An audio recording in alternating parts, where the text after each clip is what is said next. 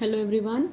So we were talking about chemical reactions of aldehydes and ketones और इन chemical reactions में जो topic चल रहा था वो चल रहा था न्यूक्लियोफिलिक एडिशन रिएक्शन।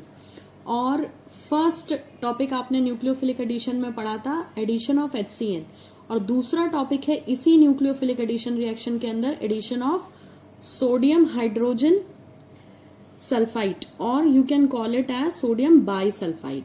ठीक है, इसका फॉर्मूला होता है NaHSO3 और इसका जो डिटेल्ड स्ट्रक्चर है वो मैंने यहाँ ड्रॉ कर रखा है, इसको देख लें। यहाँ पर सल्फर जो है वो एक, यहाँ 3 ऑक्सीजन आपको दिख रहे हैं, सल्फर के बाद SO3 लिखा हुआ है, तो एक ऑक्सीजन सल्फर से डबल बॉन्ड के साथ जुड़ा होता है, एक ऑक्सीजन जो है वो हाइड्रोजन को साथ लेकर सल्फर से जुड़ा है और दूसरा यहाँ लिखा हुआ है इस साइड जिसके बाजू में एक Na+ है। तो this can be represented in the structural form like this और साथ में सल्फर पर एक लोन पेयर ऑफ इलेक्ट्रॉन भी प्रेजेंट है। तो now in this reaction we are going to see कि क्यों NaHSO3 जो है न्यूक्लियोफिलिक एडिशन रिएक्शन दिखाएगा on aldehyde and ketone. So basically जैसे कि आपको इसका स्ट्रक्चर दिख रहा है कि ये जो स्पीशीज है जब हम इसको इस फॉर्म में लिखते हैं तो हम ऐसा लिख सकते हैं कि इस पार्ट पे नेगेटिव चार्ज और यहाँ पॉजिटिव है। ठीक है, तो इस मॉलिक्यूल में एक नेगेटिव सेंटर है, यानी ये न्यूक्लियोफाइल की तरह काम कर सकता है। ठीक है, देखो यहाँ इलेक्ट्रॉन्स पड़े हुए हैं, तो जब इलेक्ट्रॉन्स पड़े हुए हैं तो इनको पॉजिटिव की जरूरत होगी, इसीलिए ये कार्बोनिल ग्रुप की तरफ जुड़ने के लिए जाएंगे। अब ध्यान से देखिए, केमिकल रिएक्शंस की बात हो रही है एल्डिहाइड और कीटोन की, और कौन सी chemical reaction? Nucleophilic addition reaction. Nucleophilic addition reaction एक लंबा चौड़ा टॉपिक है 12th क्लास की एनसीईआरटी में, जिसमें 4-5 रिएक्शंस दी हुई हैं। पहली थी एडिशन ऑफ HCN, वो हम पढ़ चुके हैं ऑलरेडी। दूसरी है addition of sodium hydrogen sulphide. तो इसे देखते हैं, फिर से कार्बोनिल ग्रुप लिख लें, आपको सब कुछ याद होना चाहिए। HCN वाले वीडियो में आपने देखा है स्ट्रक्चर पोलर प्लेनर था और जो है कार्बन के हाइब्रिडाइजेशन यहाँ sp2 है। और फिर ये भी पढ़ा था कि ऑक्सीजन जो है कार्बन से ज्यादा इलेक्ट्रोनेगेटिव है तो इन इलेक्ट्रॉन्स को अपनी तरफ खींचेगा, जिसके कारण ऑक्सीजन पे पार्शियल नेगेटिव और कार्बन पे पार्शियल पॉजिटिव चार्ज डेवलप होगा। ये मॉलिक्यूल जो है ये कार्बोनिल ग्रुप यहाँ पोलर हो चुका है। जब ये पोलर हो चुका है तब देखिए यहाँ पर जुड़ने आ रहा है NaHSO3। अब इस NaHSO3 में जैसे कि मैंने आपको पहले बताया कि यहाँ पे है नेगेटिव चार्ज और सोडियम होता है प्लस चार्ज। तो जैसे ही ये पोलैरिटीज डेवलप होंगी, इन पोलैरिटीज के डेवलपमेंट के कारण ये जो नेगेटिव है ये नेगेटिव कहाँ अटैक करेगा? कार्बन पर, क्योंकि वहां दिख रहा है इसे पॉजिटिव। ठीक है, तो ये यहाँ अटैक करेगा और साथ ही साथ यहाँ ऑक्सीजन पे नेगेटिव डेवलप हो रहा था तो ये प्लस चार्जेस ऑक्सीजन पर जुड़ने के लिए जाएगा। तो आप देखें एक एडिशन प्रोडक्ट बनेगा, एक इंटरमीडिएट एडिशन प्रोडक्ट बनेगा। डबल बॉन्ड आपका खुल जाएगा कुछ ऐसे, जैसे आपने पिछले रिएक्शन में किया था। ये देखें, ये कुछ ऐसा लिख दिया है मैंने इसे। ठीक, यहाँ आ चुका है नेगेटिव और यहाँ आ चुका है पॉजिटिव। जब ये पाई बॉन्ड शिफ्ट होता है तो ऑक्सीजन पे नेगेटिव और कार्बन पे पॉजिटिव, ये कुछ यूं है। अब ये चीज इस पे जोड़ते हैं तो नेगेटिव वाली जो चीज है वो नेगेटिव पे जुड़ने तो जाएगी नहीं, वो कहाँ जाएगी? पॉजिटिव पे जुड़ने। तो यहाँ पर आएगा आपके पास SO3H वाला हिस्सा जो पॉजिटिव, जो सॉरी नेगेटिव है।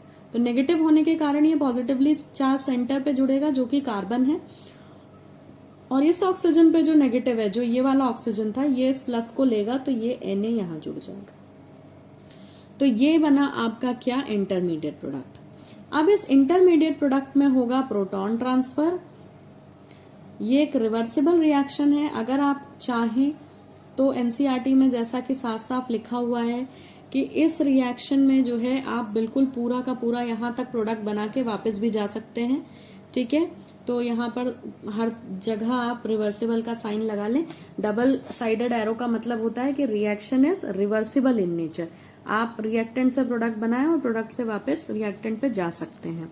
तो प्रोटॉन ट्रांसफर होगा तो जो ये ऊपर मॉलिक्यूल लिखा है वो कुछ ऐसा दिखने लगेगा। ठीक है, यहाँ पर कुछ लिखा नहीं है तो मान लेते हैं AB है। AB को मैं पिछले वीडियो में क्लैरिफाई कर चुकी हूँ कि अगर एल्डिहाइड लिखना है तो A को CH3 लिख दें और B को जो है हाइड्रोजन ले लें, तो ये बना देंगे आप एल्डिहाइड। ठीक है, A को CH3 और B को H लिखते से इस स्पीशीज को हम जो है एल्डिहाइड बोलने लग जाएंगे, एसिटाल्डिहाइड हो जाएगा। लेकिन अगर मैं A को CH3 और जो है B को भी CH3 ले लूं तो ये क्या हो जाएगा, ये कीटोन हो जाएगा। तो एक्चुअली ये इस फॉर्म में यहाँ इसलिए लिखा है क्योंकि ये कहना चाहती है रिएक्शन कि this is common for aldehyde and ketone both, और एल्डिहाइड कीटोन दोनों ही इस रिएक्शन को देते हैं। अब आप देखिए प्रोटॉन ट्रांसफर है सिंपल सा, यहां से हाइड्रोजन उठ के ऊपर चला जाएगा तो ये हो जाएगा OH और वहां से Na नीचे आ जाएगा तो ये हो जाएगा SO3Na। तो ये आपका बन चुका है बाइसल्फाइड एडिशन कंपाउंड। ये फाइनल प्रोडक्ट आपका बन गया है। यहाँ पर AB लिख लें क्योंकि हमने AB से शुरुआत की थी। अगर आप AB इसमें से कुछ स्पेसिफाई करते हैं तो उस हिसाब से लिखें। And I would like to say कि आप जो है स्केलेटन रिएक्शन को लिखने के बाद यहाँ 2 रिएक्शन और बनाएं, जैसे मैंने HCN के केस में बना के बताई थी, एक एल्डिहाइड के लिए और एक कीटोन के लिए। अगर आप एल्डिहाइड के लिए लिखेंगे तो यहाँ CH3 यहाँ H आ जाएगा, कीटोन के लिए लिखेंगे तो दोनों जगह CH3 आ जाएगा। अच्छा ध्यान रखें, हमने इस कंपाउंड को ऐसा बना रखा है बट एक्चुअली ये जो है क्या होता है, ये एक टेट्राहेड्रल कंपाउंड होता है। तो ये कुछ ऐसा होता है जैसा कि मैंने पूरा आपको समझाया था कहाँ पे, HCN के केस में, जब HCN का एडिशन आप पढ़ रहे थे। तो ये ऐसा लिख लें, ऐसा लिख लें, एक ही बात है। कार्बन जब भी 4 बॉन्ड बना रखता है, 4 सब्स्टिट्यूएंट्स जोड़ रखता है तो sp3 हाइब्रिडाइजेशन में होता है, और बाय डिफॉल्ट अंडरस्टूड है कि sp3 ज्योमेट्री sp3 हाइब्रिडाइजेशन का मतलब ज्योमेट्री टेट्राहेड्रल ही होगी। और ये जो है ये हुआ बाइसल्फाइड एडिशन प्रोडक्ट।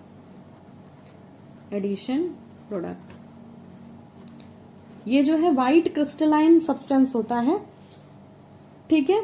तो ये एल्डिहाइड कीटोन को किसी और ऑर्गेनिक कंपाउंड से अगर आप डिस्क्रिमिनेट करना चाहते हैं, टेस्ट लगा सकते हैं इस रिएक्शन का।